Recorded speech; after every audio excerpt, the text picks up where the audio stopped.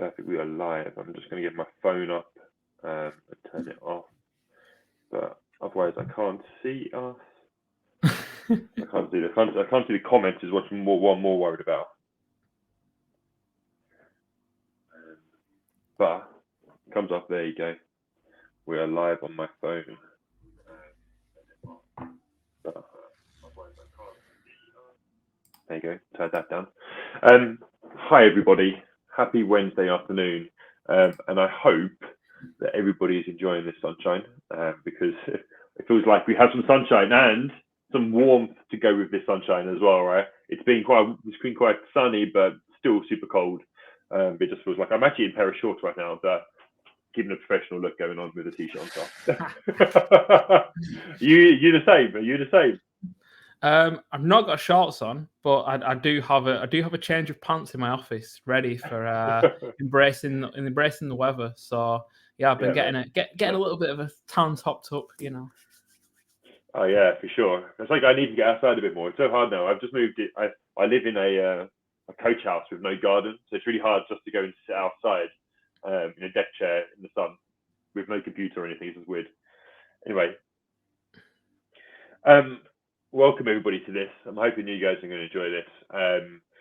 Obviously, it's the 23rd of March 2022. 2 years later, or 2 years on from the 23rd of March 2020, when we all went to COVID lockdown, into our first one. And he is an environmental psychologist plus tons of other bits and pieces, and I won't do it justice, so I'll let him do that in a minute. But it's going to be a very informative chat about kind of the past and how that's kind of affected our well-being over the last 2 years. But then the main thing for me today is to kind of look forward and have a look about what companies are doing now and how companies should be looking at their well-being strategies and the kind of things we can be put into place to improve our employees' well-being and improve the well-being of our workplace. That's the ultimate the plan for today. But before I go any further, you guys know me, and it's becoming a bit more of a theme. I like to add some of the data to why we're having this conversation around the topic we're having it on. So to start with, the biggest statistic is over the past 2 years, we've lost 186,929 people due to COVID. 9 in 10 young people have felt loneliness has made their mental health worse. 1 in 5 adults did not seek support because they felt like a burden. 1/3 of adults and young people said their mental health got worse since March 2020. And through the increase in activity and alcohol levels, no gyms, working from home, you can see the inactivity levels is obviously going to affect us as well. And some of these statistics you're just not going to get. So I wanted to bring those to the forefront before we started this conversation to hopefully lead in to a couple of questions for Lee to start with. So Lee, first off, introduce yourself, introduce what you do for us at Employees Health, and introduce how you're trying to change the world one step at a time. Yeah, no, so it's a pleasure to be with you today, Rich, and in many ways, your sleeping partner, but that's kind of reserved for Daniel because he really is asleep. But yeah, no, and so I'm based in the north, as you can probably tell. For me, I've had a diverse career. I've run and sold a video game business. I've worked in a variety of different sectors: elite sport, local government, corporate finance. Today, I run a workplace wellbeing company. A lot of what we do is around wellbeing strategy, bespoke mental wellbeing initiatives and interventions, and really pulling more into inclusive wellbeing and looking at how diversity, equity, inclusion, and belonging actually play a wider part in the wellbeing discussion, while actually seeing how wellbeing plays a wider discussion in the DE and I arena as well.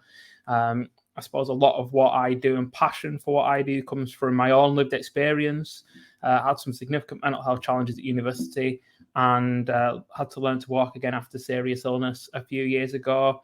Made me incredibly passionate about empowering others in terms of their health behaviours, enabling businesses to really find the potential in their people. And in the current world that we live in, Wellbeing strategy done well, effective, businesses not wasting the budget that they have is incredibly important, and really doing it effectively and measuring it, embedding it, because it's becoming an increasingly important talent retention, acquisition, attraction, and enabler. And given the challenges that we currently face in the market as businesses, getting good people and fueling good people to do great things, there isn't really any better time than to be looking at wellbeing strategically and seeing how it can be inclusive, effective, and something that embeds within your organizational's culture. Yeah, 100%. I can't really add any words to that, but like, you've covered every single section. But we do know well-being is important, and one of the things from that, one thing COVID has done, right, it's brought in this awareness to the importance of well-being for individuals and for companies. But it's strange how that we've needed a pandemic for us to recognize that importance, and we didn't realize, or it wasn't as realized beforehand, how important our mental well-being, our stress levels, and everything else we have, which revolves around our well-being, didn't play that much of a role within how we looked after our people before COVID. So that's something we'll discuss a little bit as well.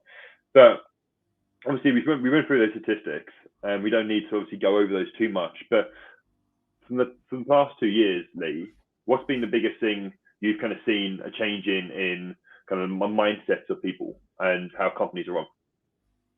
Yeah, so some of the biggest things, Rich, have been around, firstly, well-being and mental health as a conversation has become more adopted. Awareness is wider. But interestingly, also expectations from what a company provides are also higher. The benchmark for delivering well-being is higher than it used to be, because employees are more aware. Plus, given that a lot of employees feel that they've been flexible, adaptable, resilient through the past 2 years, feel that employers should also be facilitating that within themselves as an organization too. So what I'm kind of seeing is, ultimately, over COVID, there's been a lot of psychological distress, especially for certain sectors. Medical sectors on the front lines have really struggled. Hospitality and retail has been incredibly uncertain, in and out and all around and about. And just looking at the wider perspective of, a lot of furlough workers feeling like detached, really struggling. Some people working, jobs that require a level of security and privacy, but then trying to homeschool children at the same time. Basically, the last 2 years has really shown how jobs can be quite diverse in nature. They've accelerated digitization and the topics around flexible and hybrid working. But I think more than anything, Richard, it's just opened up debates and opened up spaces for things to now be discussed about what the future of work's going to be like, how that's going to be shaped, and where topics that aren't, the typical pillars of business like finance, marketing, and sales, how are things such as sustainability, well-being, inclusion actually going to play out in businesses going forward? Because as we look to the future, a lot of people have looked after themselves and the people around them. And now we're coming out into still times of uncertainty, both economic and politically.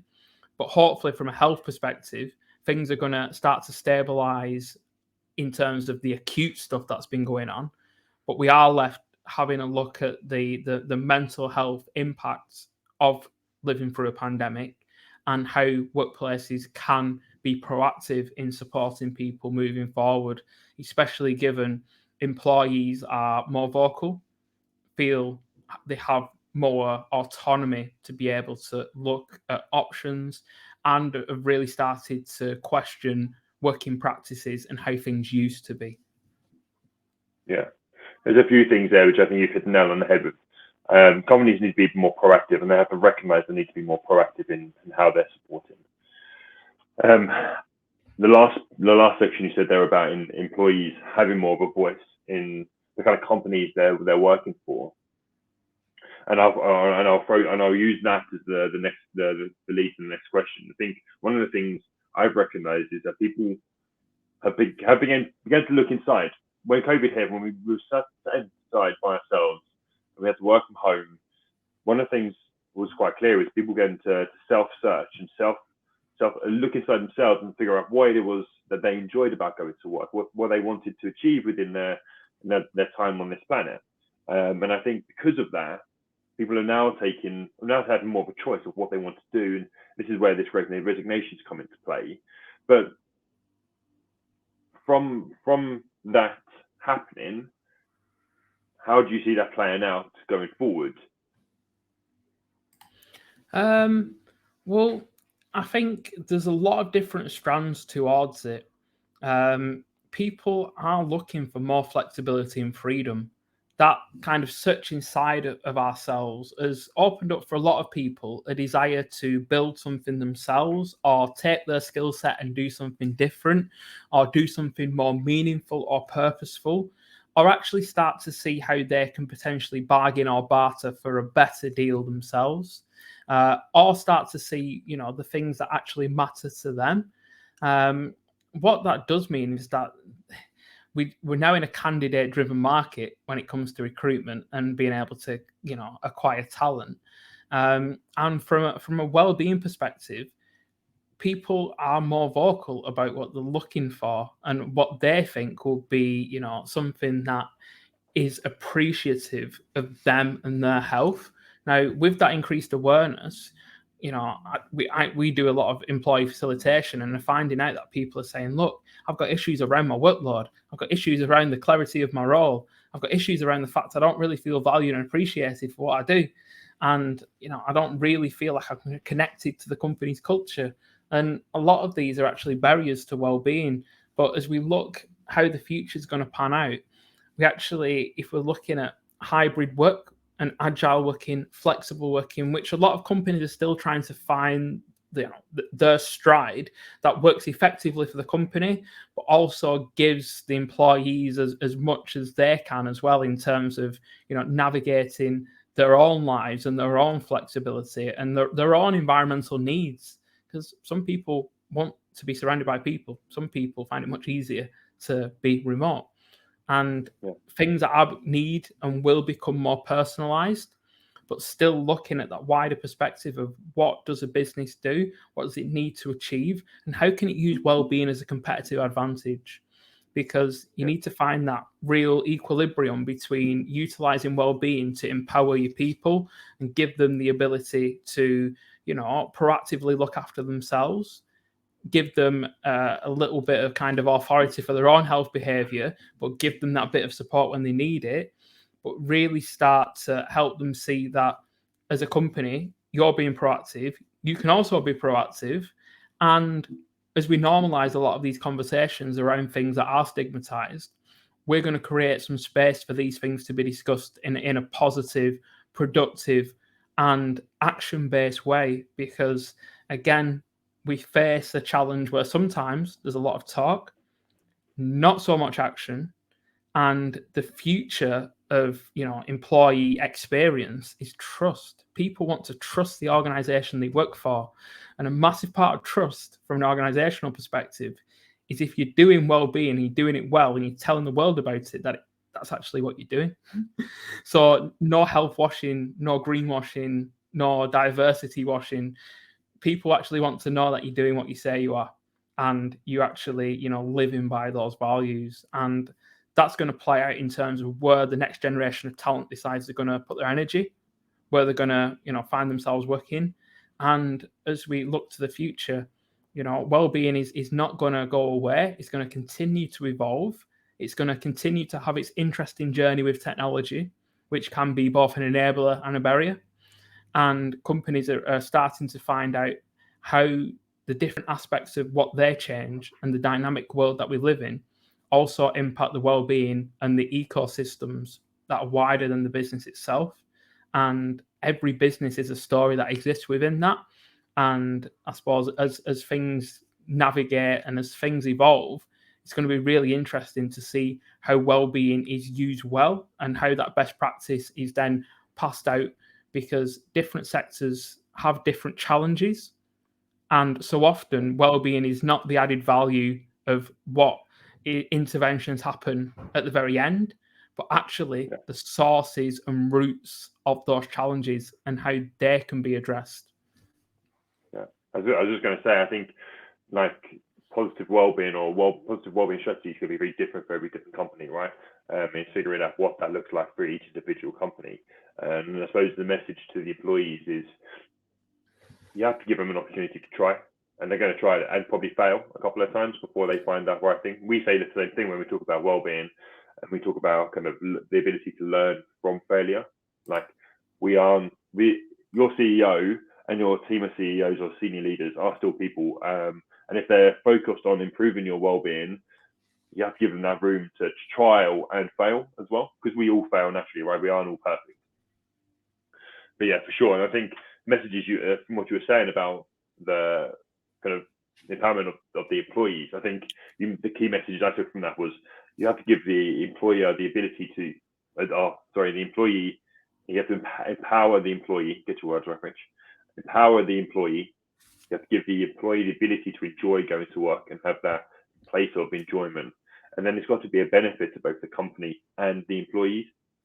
Yeah. Like it is benefiting the employees, but also that in turn has to benefit the company as well. And I think if you can make a place where someone enjoys going to work, and they work, and the work they do follows their values and they follows the person's why, then you're going to make a company, you're going to create a culture where that's a benefit to everybody around them, because they're going to bring a better mood, better positivity into the workplace, right? Yeah, and I'd definitely say, Richard, that, working in this field and the variety of stuff that both me and yourself do, this is easy to talk about, sometimes harder to action. Some of the things that I find in the threads, again, is that really doing well-being effectively requires some experimenting. It requires you to start to understand what is effective and what's not, so you can kind of stop doing what's not effective and do more and evolve what is. So often it's that case where, attaining buy-in from a HR director's perspective, it requires a different mix of messages to differing personalities and differing business processes.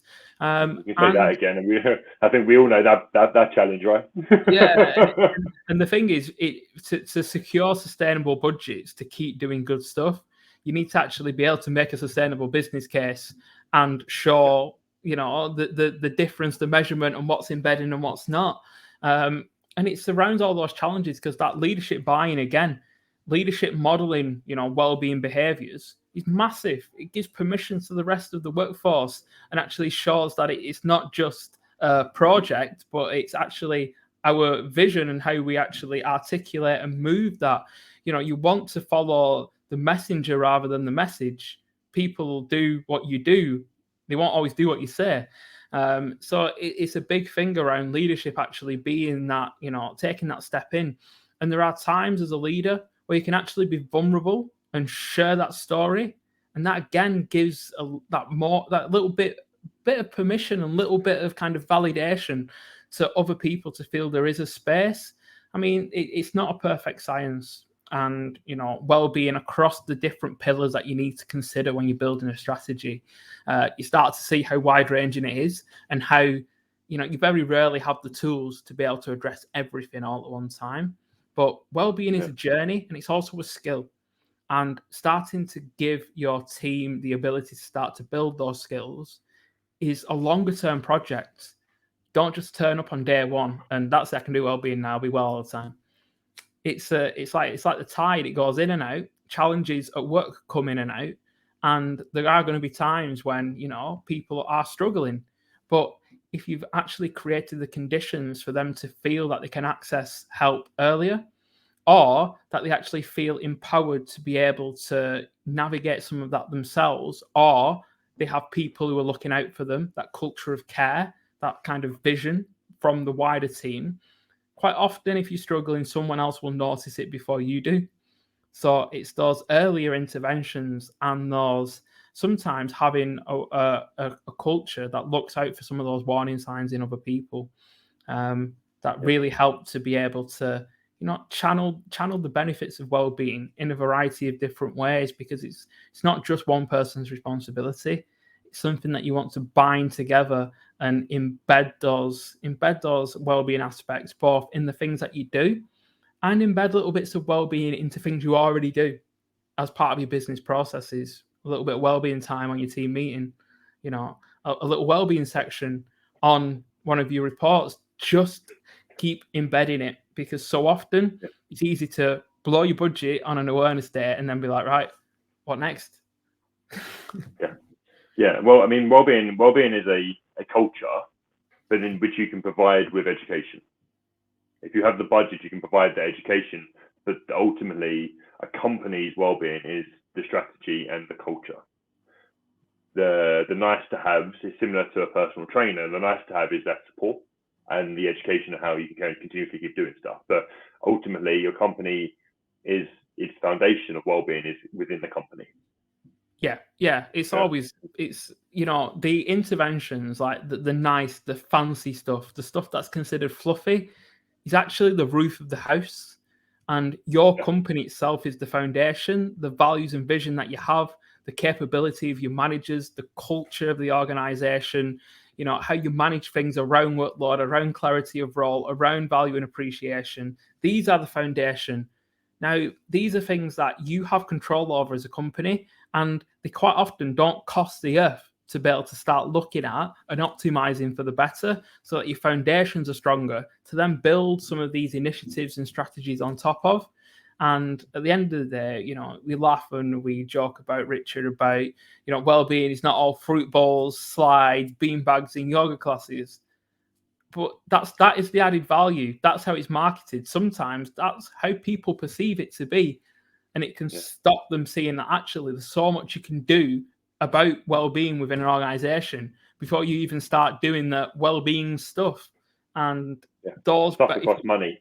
Exactly. But if you look at those barriers and see how processes can be more efficient so that people's workloads are less, or someone's role can be clearer so they don't end up doing part of other people's roles and causing conflict or overworking themselves. Or if you actually give them a bit of value, or worry and stress, anxiety behind what they're doing and making sure they're getting all their jobs done. And for sure, the overwork level as well makes sense.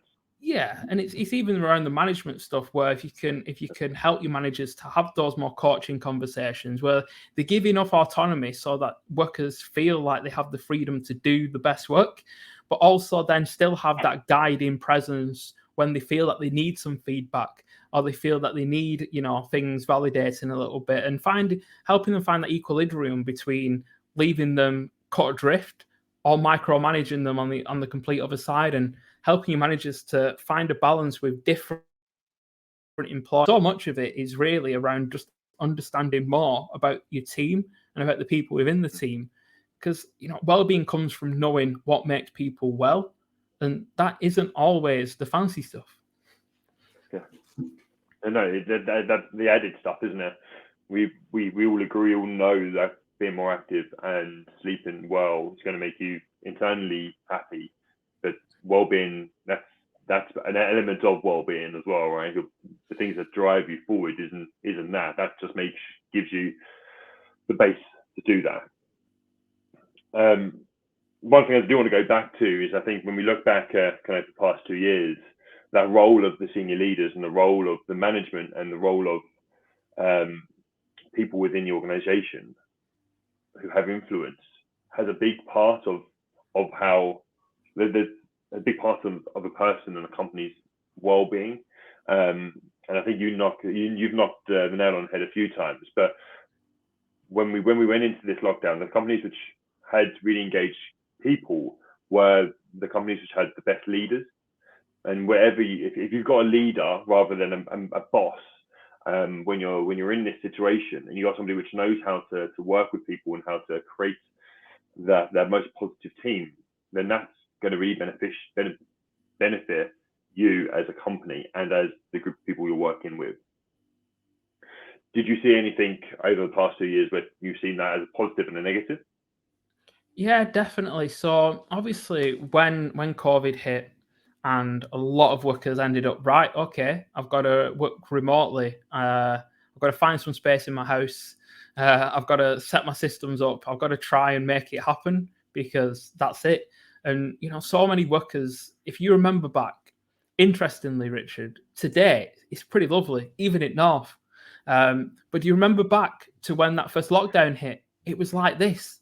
It was sunny. Summer was coming. It was getting lighter. People felt quite positive, even though it was a really dark and difficult time, because it was new, it was novel, and we were trying to adapt to a whole new normal that had kind of hit us in the space of a week. But in that novel time, obviously, a lot of people had to try and find, new ways to work, had to try and navigate the life, make new boundaries and partitions, get used to not commuting and having access to a lot of the things they did before. And what kind of came from that is after things gradually got to a place where things settled, communication became vital, because those companies that had that kind of proactive and sticky culture, even when people weren't there, were still able to propagate that because it was stickier. Those whose was less sticky had to use a lot more communication to keep things connected. And that's where that management capability came in, that ability for managers to have those conversations, to make people feel supported even when they weren't together, to help foster that collaboration, and to actually make teams still feel like teams, even when the only thing you were using was Teams. And that was obviously a challenge, because those forms of communication are different. And when it comes to those leaders who were really making people feel like, even though I'm not there, I still could be there. And actually, I still feel connected to my team. And that was used in such a variety of different ways, whether it was putting on social events, having those check-ins that weren't completely focused on work all the time, putting in structures and routines for people where they'd lost that schedule and lost some of those elements and were struggling. And those who were actually willing to sit down and give a bit of time to listen to the struggles that people were going through suddenly became, it just felt like it wasn't them and us, but it was all us together. And it's that feeling that in the crisis, when you feel like you're not going to get cut adrift, and when you feel you're not like searching in the darkness on your own, you just feel so much better. It's really fosters well-being, because you know what? When things get bad, as human beings, we come together and we create solutions. We solve problems. And that togetherness in terms of that company culture was vital, as, we expected things to just last 3 months, right? And then things locked down again. And then we're going to open up for Christmas, and then things locked down again. And then we went into, January 2021, expecting a year where things were going to open back up. And that was the darkest period for many people and for a lot of businesses, where that hope of a brand new year and everything opening up, and it just didn't happen. And there's a lot long, of wasn't it? That January to March was long. It was so long. Yeah, there was some serious lockdown fatigue, and you know what? The best companies still had that sticky culture, even when it was, going dark early and freezing cold outside. Yeah, I like that term, sticky culture, and it is that, isn't it? It's when you've created a team where you want to catch up and have those conversations, and you can be open and free, and that comes from that leader. It comes from that what you've created, not just within a sticky situation. It's come from what you've created over a period of time, right? And the best leaders are the ones who can create that. But that's not just a manager which tells people what to do. That's from a human being being the best person they can be to help their employees, or that person. It's not even an employee anymore. It's that person, my friend, who I work with. That's when you get the best place. Yeah, it's a fine balance, isn't it, Richard? And it's easy sometimes to say it in conversation and not be fully appreciative of how difficult it can be in practice. But I think one of the biggest things to come from all this is suddenly when you're zooming into your colleague's front room, and the dog's jumping up and the kids are running around in the background, and you get to see into people's houses and lives. It's rehumanized us a little bit. And there has been something about being able to see the ripples around the people that we work with on a regular basis. And hopefully, that continues as we find the rhythm of working that works for our companies, where people can actually bring some of that to the office and be that human instead of having to wear a professional mask, or instead of having to put, a suit of armor on as they trudge into the office. And that's, kind of ability to be authentic in a beneficial way, and the ability to feel like you've got agency to actually contribute and belong to something is so important. If anything, that's one of the big things that people are looking for over a salary, even in these times when people are being, stretched by bills, by tax rises, by rates going up, by fuel, by all these things that we can't control.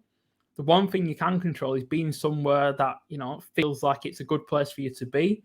And if companies create that, and, we can talk about employee benefits, but actually people want benefits that employees are not really talking about, that you just get from being there.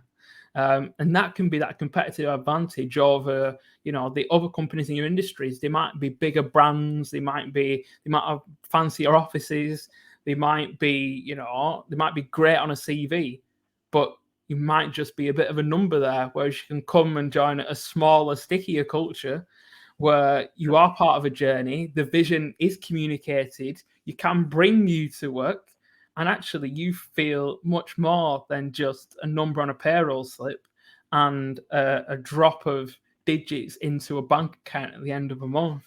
And when we're actually looking at well-being, it's actually looking at that much wider perspective of an employee's experience and all the different touch points they get from all the different stakeholders on a regular basis. How is that playing out for your team, and how can they then come together to do amazing things? Yeah, I think you're spot on. You are spot on. I had a few things in my head and I've just lost them. If we look forward to the next year and beyond, I said this in an email last year, and I said this in an email earlier on. I said, to the future and beyond. I felt like Buzz Lightyear. I don't know why. Just press the button and my thing will come over the top. What's the best practices for you? What do you see people will need to be doing, apart from building a culture, which takes time, and probably learning how to lead better? What are the things that companies should be looking at internally to make sure they're doing the right things? So I suppose companies need a strategy. They need to move away from just doing what's trending. Most bigger companies now have a strategy, which is good, but I think only 50% of SMEs have a strategy on latest research. So it's about actually having an overarching strategy about what you do, not one that's so rigid that that's just what we do, but one that helps you structure and plan and launch and be able to communicate exactly what you're doing in a proficient way. But so much of it is actually being that flexible and being quite adaptable, and realizing that from a well-being perspective, there is no company that I've worked with where there hasn't been a list of small wins that they can make to help them move towards that, beneficial culture and a more well-being orientated vision for the future.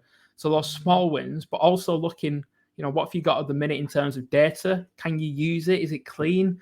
How effective is it? Because again, that ability to benchmark and measure really helps you make a business case. And then as well, there's always gaps in the provision that you're providing. It's looking and seeing, well, what budget do we have? What resource do we have? Are there ways we can plug some of those gaps? And just realize that obviously things keep moving, and the future, it is uncertain. There's still a lot of, a lot of uncertainty around. But if you can create that bit of certainty for your employees and really give them a space to be listened to be heard and feel like they can participate, they quite often come with the best ideas. Sometimes you do need someone external to come in and facilitate that conversation, who can just help to manage expectations. Because you will get some employees who are like, I want a paid wellbeing day. Everyone in the team gets one. And you have to kind of sit there as an external and say, but that's going to cost the business £300,000. I struggle to get that through budget, but I have got something that, might interest you, because you actually, as an employee, also need to think just a little bit about how you can make a business case for what well-being would look like to you, and how that could be something that maybe you could put a little bit of resource into yourself, because some of the best employee initiatives actually started as employee-led, because they know what they wanted and they went and got it. So it's looking at it from both sides and realizing that, well-being is a balance, both employer to employee, and everything is in equilibrium. You want a culture that's a pleasurable place to work, but also a performing place. And as we look at the future, there's so much that can be done. It does sometimes end up just being another thing on the list, but actually, if we honestly look at the situation out there in the candidate-led market, in the drive for talent, in trying to think about how you can become more successful and make more positive impacts, because that's what you're doing as a business, making that positive impact in the world, it really comes down to actually seeing how doing well-being effectively benefits your people, benefits the business's bottom line, benefits the KPIs, and benefits your future growth, because you'll be able to attract that talent, retain the talent that you do have, and ignite the people that you currently have to be able to do more. And if we can move into those gaps of potential through utilizing well-being strategically, then that's what we should be doing. The opportunity's there, but let's do it properly and let's make it happen. I mean, you cover all the notes. I feel like you should come do my kind of sales pitch all the time. You hit every single kind of key word I need to use. I'm like sitting here going, oh, God, I've got nothing to add now. What do I add? So I'm always going back on the words you've used. But as you said, I think that conversation between, or allowing your strategy to be both employer focused and employee focused, and trying to find that bond to what's best when looking forward is going to be really beneficial. So being able to survey your people and understand what they need, to look at the large and small wins from both employees and employer-focused strategies, and then look at the resources from that, I think is going to be a really good place. And then when you've done that internally, because that's an internal process, that comes from your employees, employer, senior leaders, HR. When you've done that, then you can reach out to people like myself and you and me to figure out what is there extra we can do to add to this strategy. And the majority of the time, it's normally in-house stuff, which they don't need to add a resource to. But then if they're trying to take their strategy just that one step beyond and give them that extra few tools, that's when we can really support by giving them the education they need, right? Yeah, and I think so often it's a chance for you to be able to do as much as you can and do that effectively. And, speaking to a lot of, HRDs, and sometimes they feel like that they don't have the resource to be able to do that, because it can be quite time consuming. They are quite often specialists or generalists, and sometimes they're expected to do an awful lot. I think we can openly honestly say that some of the people that we speak to feel like they're getting it all from the employees and then getting it from senior management too. And sometimes the lack of space for them is where we can step in and help them with that. There's opportunities then to really look at their challenges around being able to justify budget. Again, is something we can help companies to understand the value on investment, the impact it can make, turn that into that sustainable business case.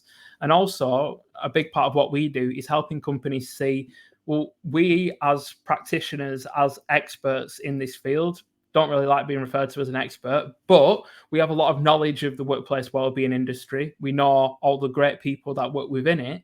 And we also know who'd be a good match for your company and who is accredited, insured, delivers quality, evidence-based stuff for this intervention that you need. We can be that referring partner to bring you the right people to your door who deliver something that engages your employees, will connect to their journey, will be able to use story to engage, who'll be able to bring evidence and actionable advice that can be used, that will meet your employees where they are instead of being this expert that's floating around in the air, and will be the person quite often who has some insider knowledge of your industry. So they're able to make the people who, are on that workshop or in the coaching or in the training feel like, actually, this person who I'm working with here is sat in my seat. They know my challenges, they know how I feel, and therefore I'm going to listen. And I'm going to take a little bit more authority to what they say, and then I'm going to take a little bit more authority for my own health too.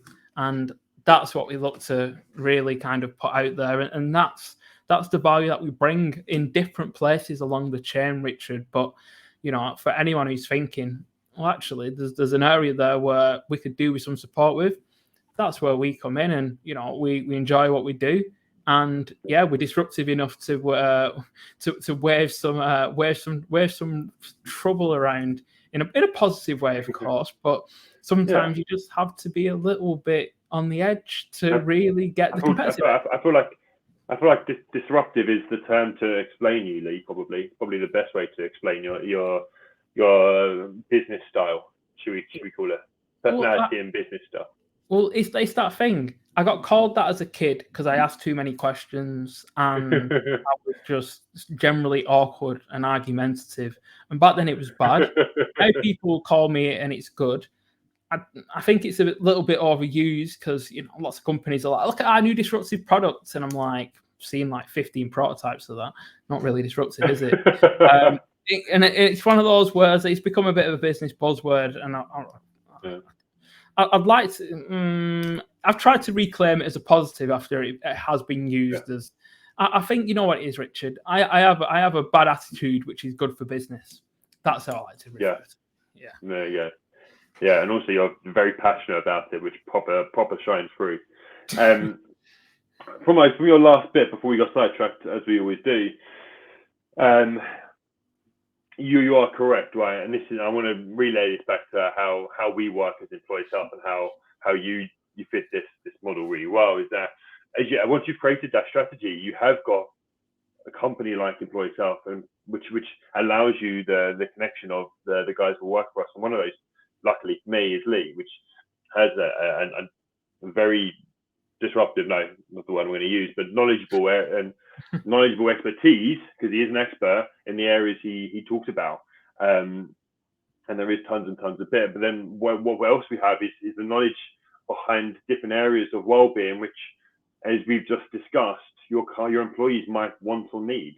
So that's the part of the reason why Employees Health was born and created, and where it is today is to help a company create and give their employees everything they need. And it kind of just follows on to exactly what you said about creating that strategy and supporting employees in the best way, right? So I recognize we've got 2 minutes left. Is there any last words you want to say, Lee? Yeah, so I'd just say, obviously, we're coming into a period of growth in spring. A lot of challenges will face us, but you can feel courageous and step into those challenges if you've got a plan. And that's where wellbeing strategy comes in. When you've got that bit of a plan, you can take those steps. Things that seem a bit uncertain become more of a challenge, but actually they become less of a threat because of that. So as we kind of look to the future, there might be things that you put plasters over COVID because you've been surviving. That's important, business is bottom line, and making sure you're able to keep giving the service that you're giving is there. But if you feel like it's time to take those plasters off and see what's underneath, there ain't no better time to look at wellbeing strategy to be able to help you with those and help you to build a more sustainable future. Because don't forget, your wellbeing strategy, your inclusion strategy, and your sustainability strategy, they all overlap probably more than you think. And that social value agenda, it's not just social value, it's value to your own business too. Yeah, for sure. I think we've timed this perfectly, Lee. I've got the dustbin men just pulling up outside my house. So there's 45 minutes. If you do want to know a bit more about how we can help, or how Lee can help you guys, give me a shout and we can get a conversation in place to see what kind of workshops and the support you can give your leaders, managers, strategy planning, anything, and we can put that into place into your business and hopefully benefit it in a very, very, very, very positive way. I hope you'll enjoy the rest of your afternoon. Lee, thanks for joining me on this lovely day. Get outside in some sunshine, keep topping off that tan, and look forward to you disrupting the workplace and the social media. All good, Richard. Yeah, pleasure to be with you, mate. Guys, if you want to follow Lee, jump on his LinkedIn. It's on the group. He's always putting out tons of good knowledge and information on there as well. So have a lovely weekend, a lovely week, and we'll catch up soon. Bye, everyone.